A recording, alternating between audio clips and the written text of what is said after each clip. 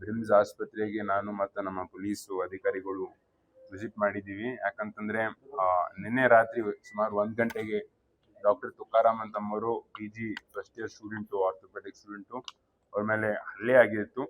ಈ ತರ ಎಲ್ಲೂ ಕೂಡ ಆಗ್ಬಾರ್ದು. ಯಾಕಂದ್ರೆ ಯಾರು ಜೀವ ಉಳಿಸ್ತಾರೆ, ಯಾರು ನಮ್ಗೆ ಜೀವನೇ ಕೊಡ್ತಾರೆ ಅಂಥವ್ರ ಮೇಲೇನೆ ಹಲ್ಲೆ ಆಯ್ತು ಅಂತಂದ್ರೆ ಯಾರು ಕೆಲ್ಸಕ್ಕೆ ಬರಕ್ ಹೋಗಲ್ಲ. ನಮ್ಗೆ ನಮ್ಮ ಸಮಾಜಕ್ಕೆ ಒಂದು ದುರಂತ ಅಂತ ನಾವು ಹೇಳ್ಬೋದು. ಅದಕ್ಕೆ ಈಗಾಗಲೇ ನಾವು ಸತತವಾಗಿ ಬೆಳಗ್ಗೆಯಿಂದ ನಮ್ಮ SP ಅವರು ಮತ್ತೆ ನಮ್ಮ DC ಎಲ್ಲರ ಜೊತೆ ನಾವು ಸಂಪರ್ಕದಲ್ಲಿದ್ದು 7 ಜನ ಅಕ್ಯೂಸ್ಡ್ ಇದ್ರು, 7 ಜನ ಅರೆಸ್ಟ್ ಆಗಿದ್ದಾರೆ. ಅವ್ರ ಮೇಲೆ ಸ್ಟ್ರಿಕ್ಟ್ ಏನು ಸೆಕ್ಷನ್ಸ್ ಇದೆ ಅದು ಕೂಡ ಹಾಕಲಾಗಿದೆ. ಚಾರ್ಜ್ ಶೀಟು ಕೂಡ ಕರೆಕ್ಟ್ ಆಗಿ ಎಲ್ಲ ಇನ್ವೆಸ್ಟಿಗೇಷನ್ ಮಾಡಿ ಅದನ್ನು ಕೂಡ ಫೈಲ್ ಮಾಡ್ತಾರೆ. ಕಾನೂನಿನ ಪ್ರಕಾರ ಏನು ಕ್ರಮ ತಗೋಬೇಕು ಅದು 100ಕ್ಕೆ 100 ಅದು ಸರಿಯಾಗಿ ಆಗತ್ತೆ ಅಂತ ನಾನು ಹೇಳಕ್ಕೆ ನಾನು ಬಯಸುತ್ತೇನೆ. ಇವ್ರ ಜೊತೆ ಇಲ್ಲಿ ಮತ್ತೆ ಮುಂದೆ ಈ ತರ ಆಗ್ಬಾರ್ದು ಅಂತ ಈಗಾಗಲೇ ಏನು ಪೊಲೀಸು ಪ್ರೆಸೆನ್ಸ್ ಇತ್ತು, ಇಲ್ಲಿ ಮುಂಚೆ ಬರೀ 3 ಜನ ಇರ್ತಿದ್ರು, ಅದನ್ನು ಡಬಲ್ ಮಾಡಲಾಗಿದೆ. ಇದ್ರ ಜೊತೆ ಮುಂಚೆ ಸೆಕ್ಯೂರಿಟಿ ಏಜೆನ್ಸಿ ಕೂಡ ಬೇರೆದಿತ್ತು. ಆ ಸೆಕ್ಯೂರಿಟಿ ಏಜೆನ್ಸಿನೂ ಕೂಡ ಈಗ ಹೋಮ್ ಗಾರ್ಡ್ ಸೆಕ್ಯೂರಿಟಿ ಏಜೆನ್ಸಿ ತಗೊಂಡು 50 ಜನರಿಗೆ ಹೋಮ್ ಗಾರ್ಡ್ಸ್ ಇಂದಾನೆ ಸೆಕ್ಯೂರಿಟಿ ಸಿಗ್ಬೇಕು. ಮುಂದೆ ಈ ತರ ಎಲ್ಲೂ ಕೂಡ ನಮ್ಮ ವೈದ್ಯರಿಗೆ ಆಗ್ಬಾರ್ದು ಅಂತ ಎಂಬ ಉದ್ದೇಶದಿಂದ ನಾವು ಮಾಡ್ತಾ ಇದ್ವಿ. ಸುಮಾರು ದಿವಸಗಳಿಂದ ನಾವು ನೋಡ್ಬೋದು ಬೇರೆ ಬೇರೆ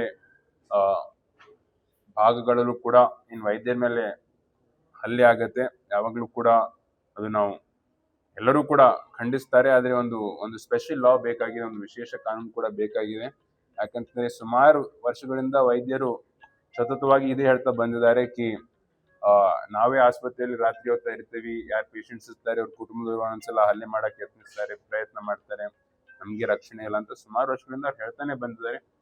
ಆದ್ರೂ ಕೂಡ ಈಗಲೂ ಕೂಡ ಇದೇ ಆಗ್ತಾ ಇದೆ. ಇಲ್ಲಷ್ಟೇ ಎಲ್ಲ ಎಲ್ಲಾ ಕಡೆ ಆಗ್ತದೆ ಅಂತಂದ್ರೆ ಬಹಳ ಒಂದು ಖಂಡನೀಯ ವಿಚಾರ. ಅದಕ್ಕೆ ಒಂದು ವಿಶೇಷ ಕಾನೂನು ಕೂಡ ಬೇಕಾಗಿದೆ. ಪ್ರೈವೇಟ್ ಮೆಂಬರ್ ಬಿಲ್ಲು ಕೂಡ ಬಂದಿತ್ತು 2022ರಲ್ಲಿ, ಒಂದು ವಿಶೇಷ ಕಾನೂನು ಡಾಕ್ಟರ್ಸ್ ನಮ್ಮ ವೈದ್ಯರ ರಕ್ಷಣೆಗಾಗಿ.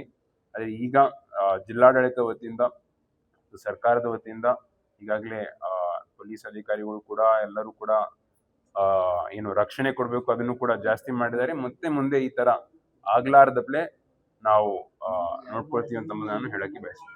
ಈ ಹಿಂದೆನೂ ಇಂಥ ಘಟನೆಗಳು ಸಾಕಷ್ಟು ನಡೆದಿದೆ ಸರ್. ಈ ಘಟನೆ ನಡೆದಕ್ಕಿಂತ ಮೊದಲೇ ಅವತ್ತೇ ಎಚ್ಚೆತ್ತುಕೊಂಡಿದ್ರೆ ಇವತ್ತು ಈ ತರ ಆಗ್ತಿರ್ಲಿಲ್ಲ ಸರ್?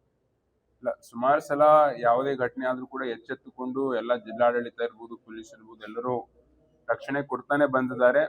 ಆದರೆ ಈ ಘಟನೆ ಆಗಿದೆ, ಮತ್ತೆ ನಾವು ಮುಂದೆ ಇನ್ನೂ ಜಾಸ್ತಿ ನಾವು ಒಂದು ರಕ್ಷಣೆ ಸಿಬ್ಬಂದಿಯನ್ನು ಇಟ್ಟು ಈ ತರ ಆಗ್ಲಾರ್ದಪ್ಲೆ ನಾವು ನೋಡ್ಕೊಳ್ತೀವಿ.